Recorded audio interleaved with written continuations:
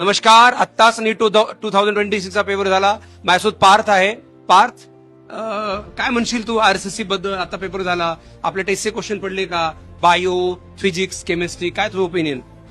माझ्याप्रमाणे आरसीसीच्या कॉम्पॅरेबल मध्ये बघितलं तर हा पेपर खूपच म्हणजे इझीच्या लेवलवरती होता.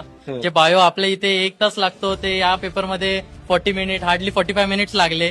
आणि केमिस्ट्री बघायला गेलं तर जे तुम्ही लेंदी क्वेश्चन टाकायच्यात, जे 7-8 स्टेटमेंट, आणि मग त्याच्यामुळे ती फास्ट करण्याची एवढी सवय झालेली की आज केमिस्ट्री पण काय वाटत नव्हतं की एकदम असं लेंदी आहे किंवा काय. आणि बायोमध्ये पण स्टेटमेंट वाईज क्वेश्चन होते खूप, म्हणजे जास्त तर, पण ते काय आज वाटलेच ना, आज फीलच नाही आले, कारण ती एवढी वर्षभराची जी आपल्या आरसीसीची सवय होती त्याच्यामुळे आज काय टफ वाटलाच नाही लेवल. अरे वा, म्हणजे तू खुश आहेस केमिस्ट्रीवर? खूप खुश आहे.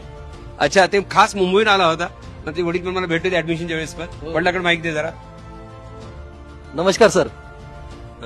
सर, आपला आरसीसी क्लास मी मुंबईमध्ये माहिती घेतली होती, पण माझ्या मुलाला मी वर्षभर आरसीसी मध्ये ठेवले आणि आरसीसीचं पूर्ण प्लॅनिंग, वर्षभराचं शिकवणी, टेस्ट आणि प्रिलिम्स वगैरे एकदम अतिउत्तम. आणि आता मी पाहिलंय की माझ्या मुलामध्ये एकदम प्रगती झालेली आहे. त्याच्या पेपर आत्ताच देऊन आलाय आणि त्याच्या चेहऱ्यावरती बघाल तर एकदम स्माइल आहे. आणि हे फक्त आरसीसीच करू शकता. आणि आरसीसीला मी खूप खूप धन्यवाद देईन साहेबांना की त्यांनी उत्तम मार्गदर्शन केलं आणि मुलाला न टेन्शन न देता त्यांनी पेपर उत्तम तर लिहिला. आणि मी खुश आहे साहेब. Thank you so Thank much. you, sir. Thank you मुंबईकर. Thank you so much. थँक्यू, अभिनंदन. Thank you so much.